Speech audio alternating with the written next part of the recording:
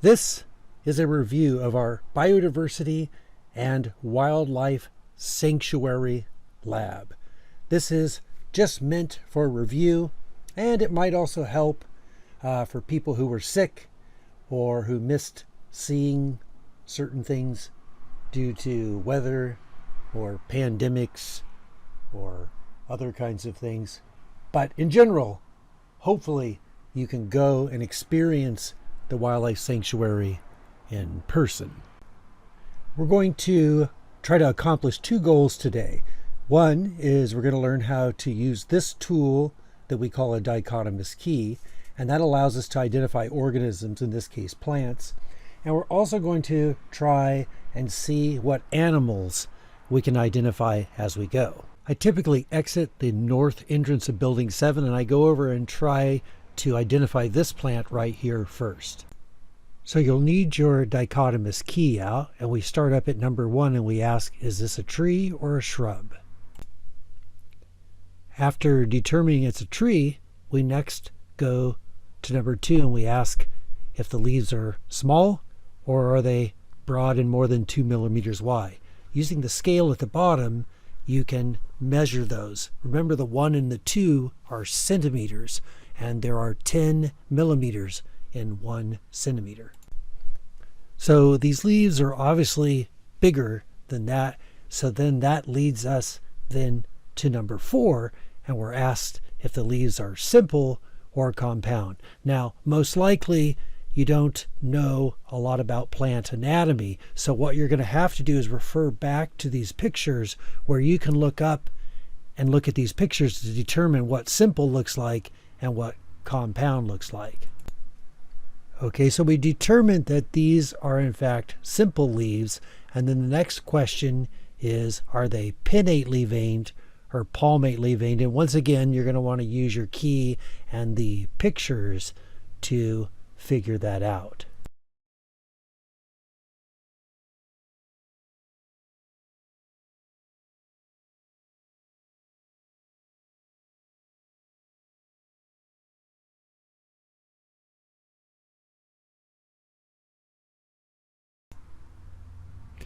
Okay, so hopefully you were able to conclude that these are palmately veined leaves, and therefore this must be a western sycamore. So what you're going to do is you're going to write down plant number 1 as western sycamore, and then you're going to write down the last 2 characteristics in the key that allowed you to get to that spot. Okay, so next we're going to head over and do this plant right here, and this will be number 2. So once again, we're going to start with our dichotomous key. We're going to start at number 1. We're going to look at it, decide if it's a tree or shrub, and go from there. Okay, so once again, we have a tree, so we go to number 2. But I want to make sure that you understand it's important to actually follow along with the key, because in a minute here, when we go to our other plants, I'm actually not going to give you the answers until the very end.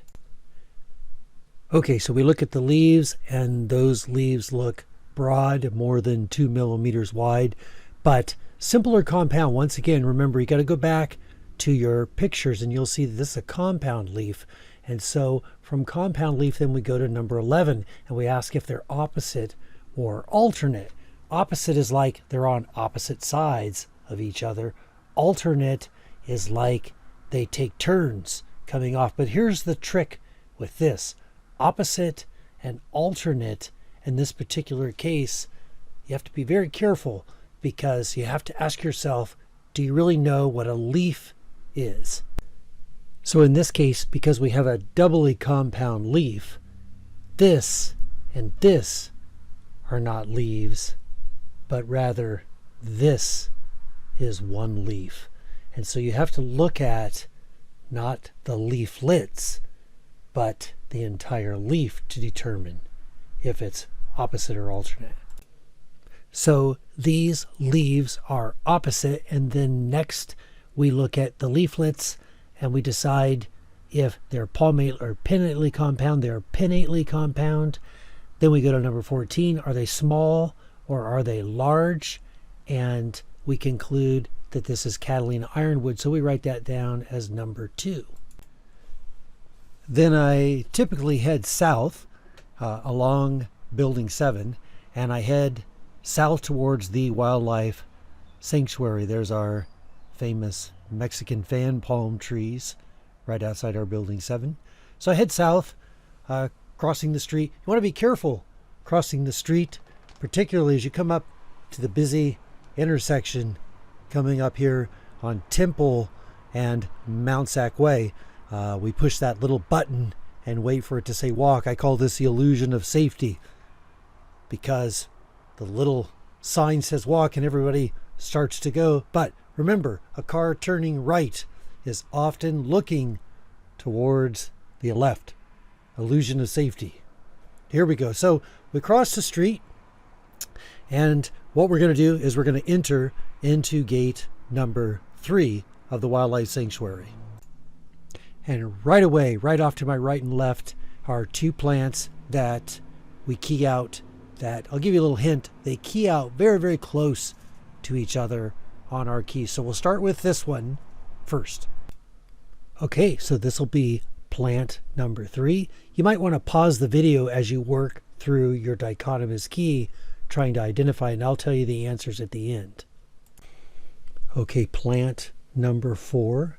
Once again, you might find it helpful to pause the video while you're working through the key. And let me remind you that I gave you a little bit of a clue that plant number 3 and plant number 4 are right by gate number 3 when we enter, and they key out very close to each other on the key, so that might be a nice helpful hint. Okay, from here I typically continue down the path. I make my first left, and I take that out to the peninsula, and right at the peninsula I identify this plant. Okay, so this will be plant number 5 on our list here. In this particular one, you might want to pay close attention to a leaf structure called the petiole. That'll be important for this one. Once again, you might want to pause the video so you can work through the key as you try to figure it out.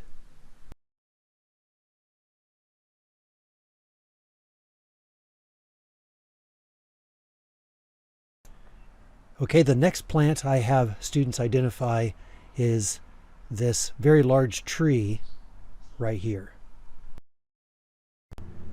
While you are learning sanctuary plants and animals today, you might find the Wildlife Sanctuary Biodiversity Catalog to be a useful resource. This website was a combined effort of my sabbatical project and the web design talents of my friend and colleague Jeffrey George.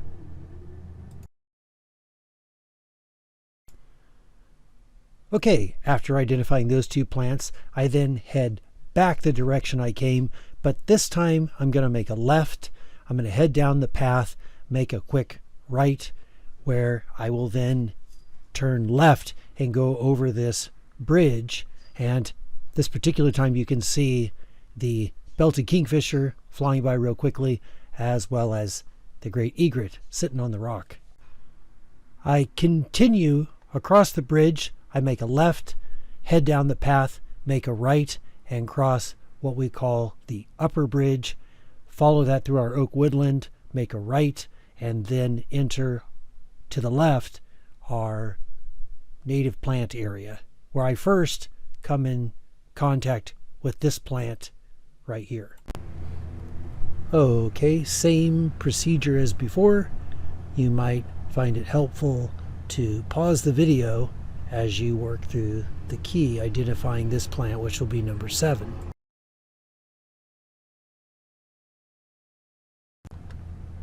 Okay, we do several plants in the native plant area, one being this plant right here, so this will be number 8.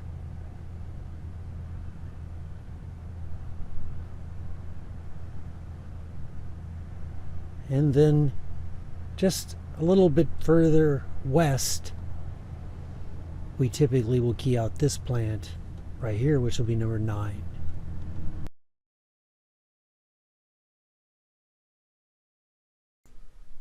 Okay, after the native plant area, I continue on the path. I make a left. I travel along the back trail of my oak woodland, which parallels Grand Avenue, and that takes me to the meadow. And at the meadow, I make a left, and I head up to this section where we identify this tree right here.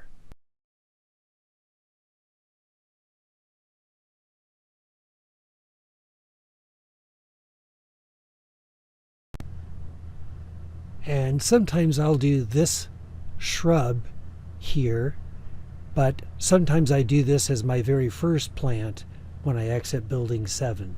Okay, after that tree, I typically continue to head east.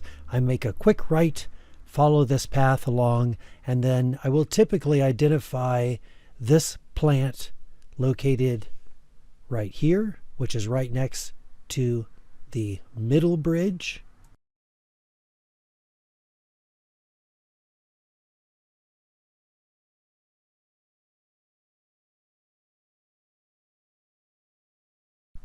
Also near the middle bridge, sometimes I'll have students try to key out this tree right here. At this point, we've typically identified somewhere between 10 and maybe 12 plants. And this is usually where I start making my way back to the entrance. So I will continue along the middle bridge. I'll make a quick left right after the middle bridge, head down this path heading north, make a right, and then make another right as I come to gate 3 and exit the sanctuary. So as promised, here are the plants that I keyed out during this video. So I didn't give you the answers while we were doing it, but you can now check your answers and see if you were able to key out these plants. You can go back and check out these sections and make sure you could identify them. Also, what I did was I put together a list of the animals that we saw in our trip during this week in October. So I had 3 Bio 1 courses that entered the sanctuary this semester. I had 2 at the 1:15 time slot, and then I had 1 course at 7 o'clock at night. And pooling together that data, this is the collective data that I ended up with those 3 classes.